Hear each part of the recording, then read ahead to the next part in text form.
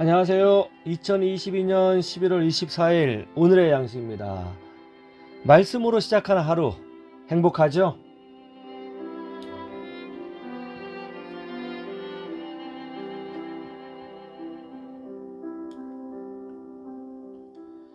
다음 주면 어쩌면 눈이 올 수도 있을 것 같다고 하네요. 첫눈. 오늘 우리가 나눌 하나님의 말씀은요, 다니엘서 11장 20절에서 35절입니다. 어려운 내용인데요, 제가 잘 설명해 드릴게요. 한번 들으시고 주의 은혜를 누리시기를 주님의 이름으로 축복합니다. 그 왕위를 이을 자가 압제자를 그 나라의 아름다운 곳으로 두루 다니게 할 것이나 그는 분노함이나 싸움이 없이 몇 날이 못되어 망할 것이요. 또 그의 왕위를 이을 자는 한 비천한 사람이라. 나라의 영광을 그에게 주지 아니할 것이나 그가 평안한 때를 타서 속임수로 그 나라를 얻을 것이며 넘치는 물같은 군대가 그에게 넘침으로 말미암아 패할 것이요. 동맹한 왕도 그렇게 될 것이며 그와 약조한 후에 그는 거짓을 행하여 올라올 것이요. 소수의 백성을 가지고 세력을 얻을 것이며 그가 평안한 때에 그 지방의 가장 기름진 곳에 들어와서 그의 조상들과 조상들의 조상이 행하지 못하던 것을 행할 것이요. 그는 노력하고 탈취한 재물을 무리에게 흩어주며 계략을 세워 얼마 동안 산성들을 칠 것인데 때가 이르기까지 그리하리라. 그가 그의 힘을 떨치며 용기를 다하여 큰 군대를 거느리고 남방왕을 칠 것이요. 남방왕도 힘이 크고 강한 군대를 거느리고 맞아 싸울 것이나 능히 당하지 못하리니 이는 그들이 계략을 세워 그를 치민이라. 그의 음식을 먹는 자들이 그를 멸하리니 그의 군대가 흩어질 것이요. 많은 사람이 엎드러져 죽으리라. 이 두 왕이 마음에 서로 해하고자 하여 한 밥상에 앉았을 때에 거짓말을 할 것이라. 일이 형통하지 못하리니 이는 아직 때가 이르지 아니하였으므로 그 일이 이루어지지 아니할 것임이니라.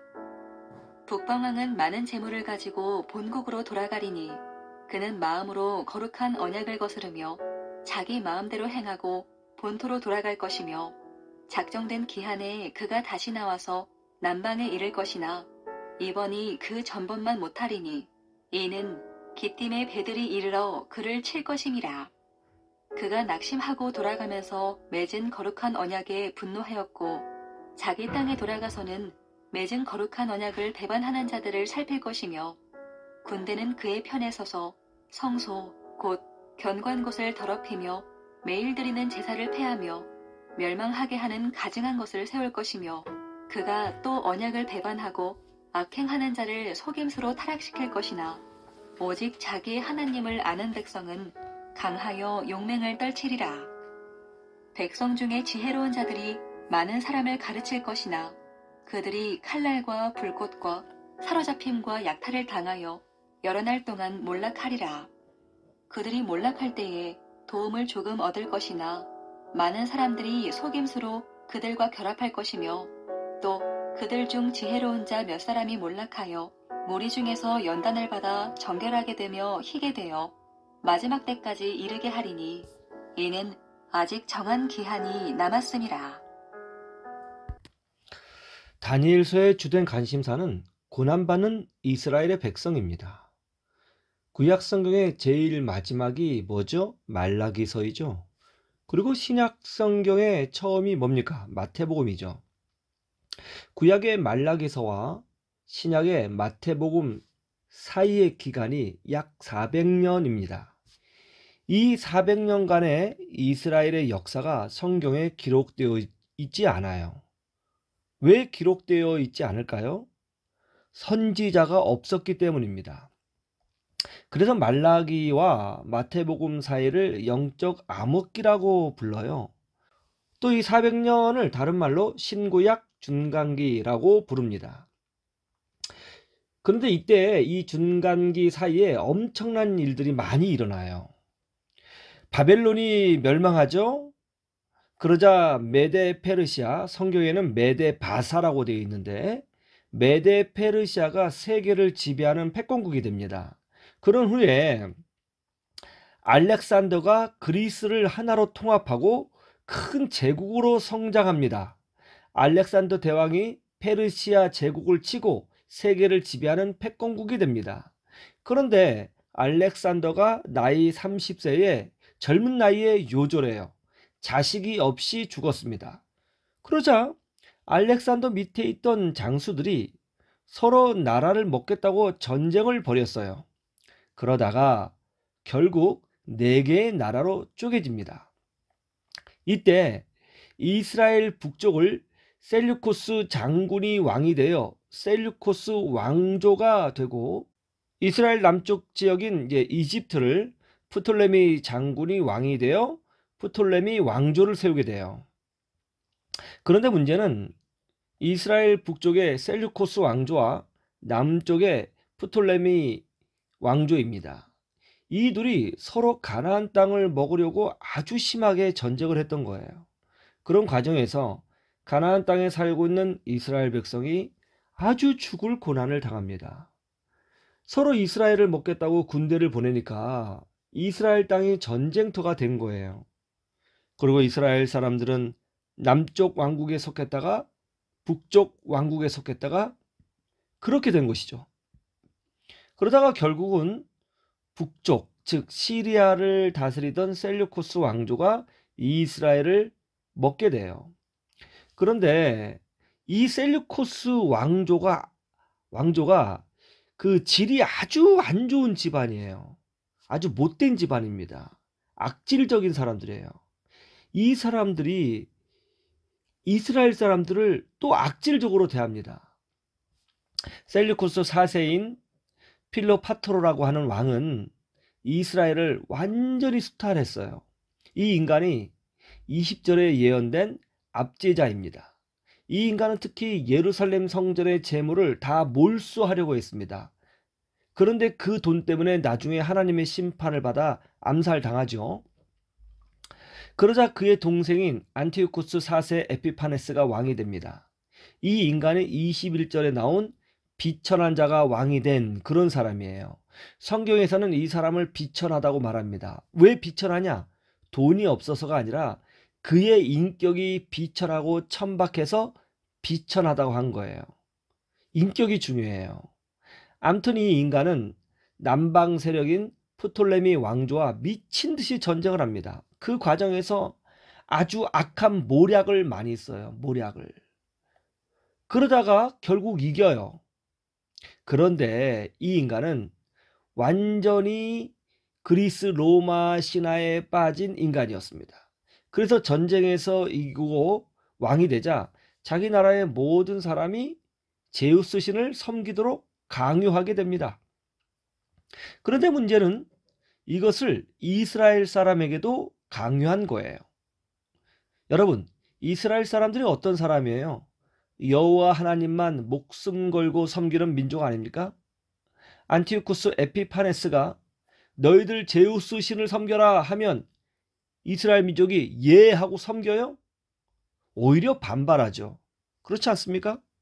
그러자 안티오쿠스 에피파네스가 예루살렘 성전의 지성소에 들어가서 거기에 이스라엘 사람들이 부정하다고 생각하는 짐승, 곧 돼지 피를 성소 안에 뿌려버립니다.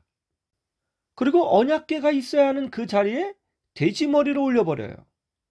아주 성전을 모독한 겁니다. 자, 이스라엘 사람들이 이런 것을 보고 가만히 있겠어요? 아니죠. 사람은 힘으로 다스리면 반드시 반발이 일어나게 되어 있습니다. 사람은 사랑으로 다스려야 하지 힘으로 하면 반드시 전쟁이 일어납니다. 사람은 절대로 힘 앞에 굴복하지 않아요. 굴복하는 척 할 뿐입니다. 이런 일이 벌어지니까 당시 이스라엘 지역의 리더였던 제사장들이 뭉쳤습니다. 이들이 안티오쿠스 에피파네스의 폭정에 들고 일어났습니다. 그래서 전쟁이 일어났어요. 당시 이스라엘 사람들의 전술은 게릴라전이었습니다. 어떻게 되었을까요? 놀랍게도 이스라엘이 전쟁에서 승리합니다. 그래서 예루살렘을 회복해요. 이날이 수전절입니다. 요한복음 10장에 나오죠? 그리고 이스라엘을 이끌었던 제사장은 마카비 가문으로서 이스라엘을 통치하는 왕의 역할을 감당하게 됩니다. 이것이 말라기하고 마태복음 사이에 일어난 역사예요. 이때 이스라엘 사람들이 엄청 많이 죽었어요. 고난 많이 당했습니다. 그러다가 이 네 개의 쪼개진 나라가 무너지고 로마 제국이 일어나서 세계 패권국이 됩니다. 그때 로마도 아주 복잡했어요. 시저가 억지로 로마의 황제가 되려다가 공화정을 아끼는 친구 브루투스에 의해서 암살당하죠. 그러자 그의 조카인 아우구스투스가 전쟁을 벌이게 되고 전쟁에서 승리하여 황제가 됩니다. 이때 헤롯이라는 사람이 아우구스투스에게 전쟁 자금을 뒤에서 조달했는데요. 아우구스투스가 황제가 된 이후에 자기에게 전쟁 자금을 대준 헤롯에게 이스라엘 지역을 통치하는 왕의 자리를 주게 됩니다. 그래서 헤롯이 이스라엘 사람이 아니에요. 헤롯은 이두메인 에돔 사람입니다. 그가 이스라엘의 왕이 된 거예요. 그때 예수님이 태어나셨죠. 이런 역사를 다니엘서가 예언하고 있는 것입니다. 그런데 이런 역사를 예언한 이유가 뭐냐? 이스라엘 사람들의 마음을 위로하려고 예언하고 이 예언을 다니엘이 기록한 거예요. 이것이 왜 위로가 될까요? 만약 다니엘서가 없으면 어떻게 되죠? 이스라엘 사람들이 고난받을 때 왜 우리가 이런 처참한 고난을 받는가? 과연 하나님은 계신가? 하고 좌절할 것 아닙니까? 그런데 이런 고난이 아주 정확하게 예언되어 있으면 어때요? 이것은 다 하나님의 계획 안에 있는 고난이구나. 이 고난이 지나면 메시아가 오리라 하고 희망을 갖겠죠. 그래서 다니엘서를 기록한 것입니다. 이것을 통해서 우리가 알 수 있는 것이 뭐죠? 하나님은 우리의 마음이 상하는 것까지도 아파하시고 소중히 여기시는 분이시라는 것입니다. 하나님은 전능하신 분이시잖아요. 절대 주권자 아닙니까? 열면 닫을 자가 없고 닫으면 열 자가 없는 분이에요. 그러면 자기 마음대로 다 하시면 되지 않아요? 그러나 하나님은 그렇게 하시지 않는다고 합니다. 미리 알려주셔서 그의 백성들을 위로하고자 하신다는 거예요. 내가 이제 이렇게 하리라. 그런데 그 과정에서 내 백성이 고난을 받으니 내 마음이 아프도다. 미리 다니엘에게 알려주어 고난받을 내 백성을 위로하라. 이렇게 하신 겁니다. 내 백성을 위로하라. 우리 하나님은 이런 분이에요.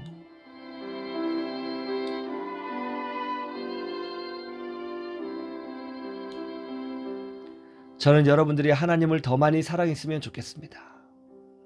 지금까지 삶의 희망을 주는 희망을 노래하는 교회 정기영 목사였습니다. 이 아름다운 메시지를 이웃에게 보내주세요. 그곳에 기적이 일어납니다. 오늘도 주 안에서 평강하시기를 주님의 이름으로 축원합니다.